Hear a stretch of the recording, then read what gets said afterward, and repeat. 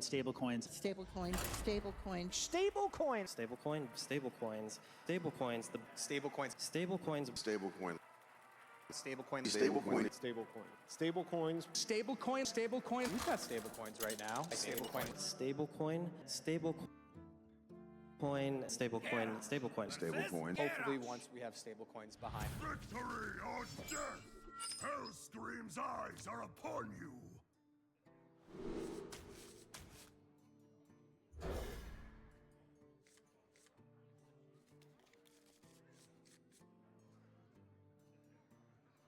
I just came across a Sims 4 mod that removes DEI by forcing all pre-made Sims to be white, straight, thin, and even changing gay characters and couples into siblings, she wrote. This isn't just a mod, it's intentionally erasing representation and pushing a harmful and disgusting agenda.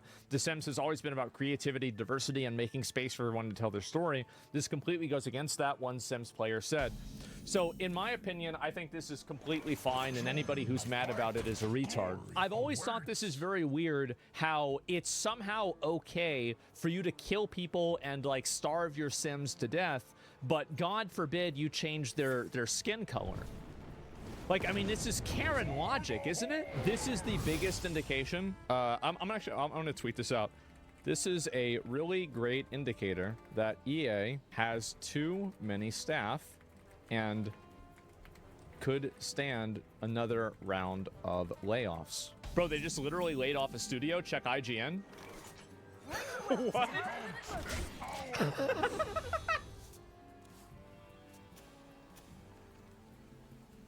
What they had available, what they could do, because you could say they did by not having a 5090, for example, or 5090 competitor, I should say. Right.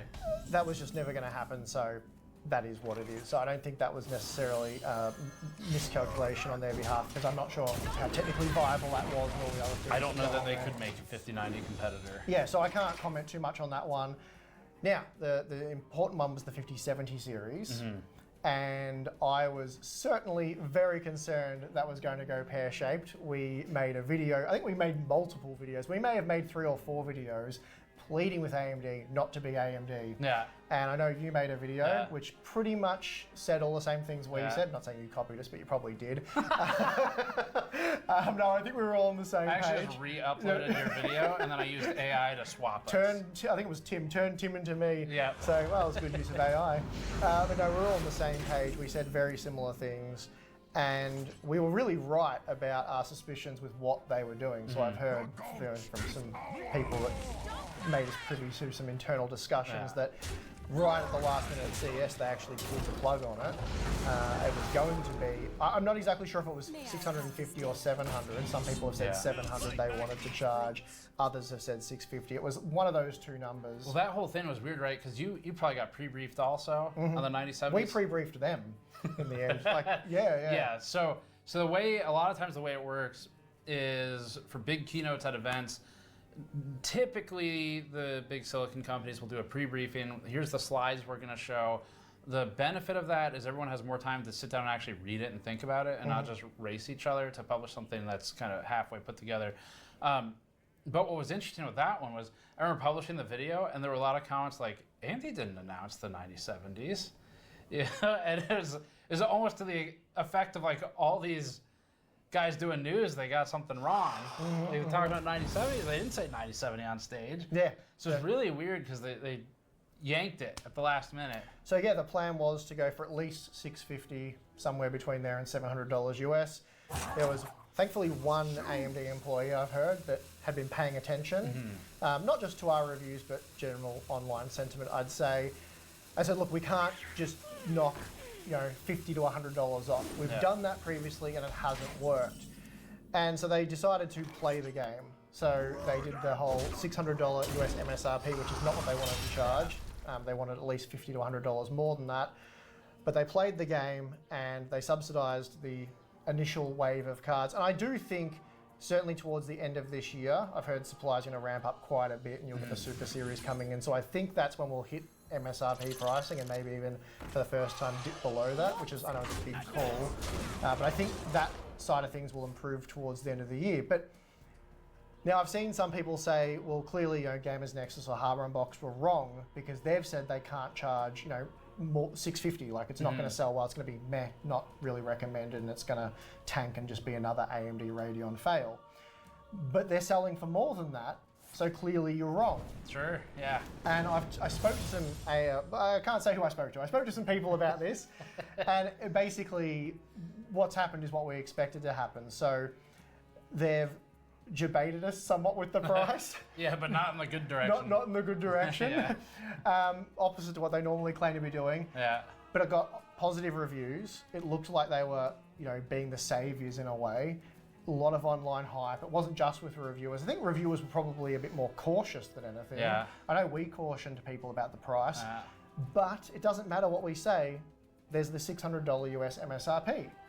A lot cheaper than $750, which was at $900. There were weird things with all that because, I remember doing the video right after the launch where we kind of went through the launch cycle for day one.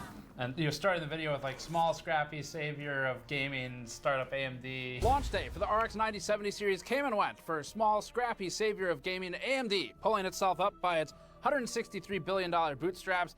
And it told us all that this one is for the gamers. But then you looked at the Micro Center stock, which was really interesting. So we got those stock numbers. And some of the stores, it was actually around, if I remember correctly, like half of the inventory was technically MSRP. That's an interesting story as well. Yes, and so I heard about some of this also. I think we heard probably the same thing. Yeah, only some of the initial MSRP, like I was 40% of the initial wave was subsidized and created all kinds of problems. And some of that inventory was already out in the channel before they officially announced the price. Because some of these cards were showing up in Taiwan in like early January, late December.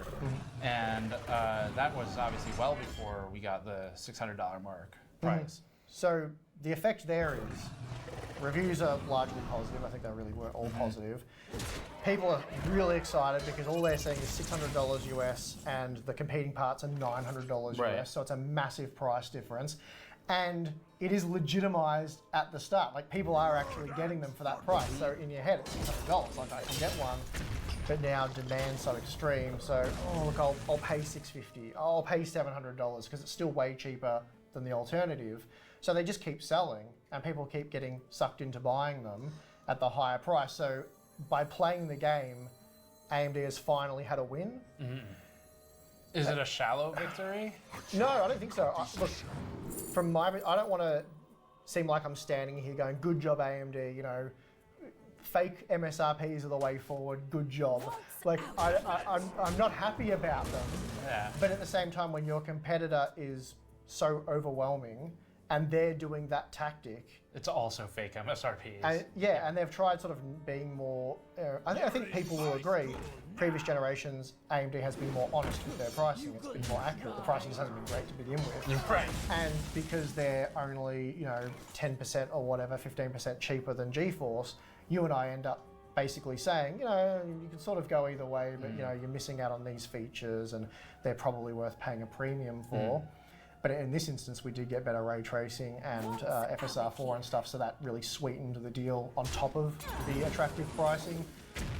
So, yeah, it's a situation where they said $600, it's probably more like $700, $750, but it still sold really well. Now, if they had been honest and said, look, we're going to come in $700, we're going to do the $50 off because we feel like that's a great discount, the reviews would have been lukewarm. Probably just buy GeForce or wait for those cards to come down because you are getting a superior feature set. Well, AMD has also established that they're willing to drop the price $50 in a heartbeat if they aren't selling any. And that's a big problem. And I spoke to some of their partners and they said, look, they all laughed because I made a big deal out of the 1700 XT. I had an argument with AMD on the phone about that because when it was $900, I had the thumbnail of it being chucked in the dumpster. Yeah, dead on I remember arrival. that one. As you can imagine, that didn't land super well with AMD. I was in the rain in Taiwan reviewing that one. So they didn't like that. And I told them on the phone, look, the reason why this sucks is because it's not good value at $900. It's actually a joke at that price. They told us, they told us they had the most 7900 XTs to sell. Okay. So we thought they would make that part competitively priced. Yeah.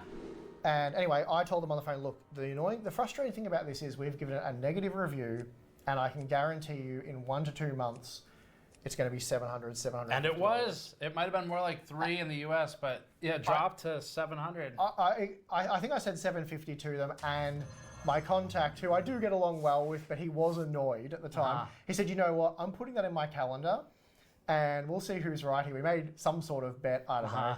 And anyway, yeah, he was like, all right, you were right on that one. So I said to them, look, we don't want to see that again, because people don't re-review the product. It's just, this is a bad value product and it stinks. Yeah. And then they turned it into a great product only months later.